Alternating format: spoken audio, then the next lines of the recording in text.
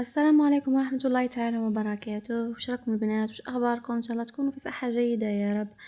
جيتكم بوصفة جديدة اللي هي بولي فارسي. بون اول حاجة نحتاجو لي زيسكالوب مرحيتهم، مش المرة هذه ديجا قبل رحيتهم. المرة هذه خرجت عند بلاتي تاع السكالوب، حليتو نصف الصدر، بلاتيتو بيان، حليتو ما داويتو ملح، فلفل كحل، كزبر، فلفل احمر، شويه زيت، وحطيت شويه فيونداشي وفرماج وروليتو وقفلت عليه بالبابي فيلم وحطيته في البيغكس، درت فيه شويه ما وحطيته في الفور حتى نطاب. عاودت نحيت له هذاك السيلوفان هذاك،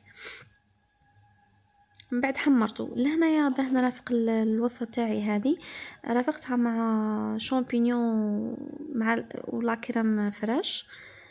كيما راكم تشوفوا لهنايا حكمت الكريم فرا شامبينيون، قليتهم في شويه زبده وزدت لها من لا كريم فريش. وهذا هو الطبق تاعي، ان شاء الله يكون عجبكم وفي امان الله.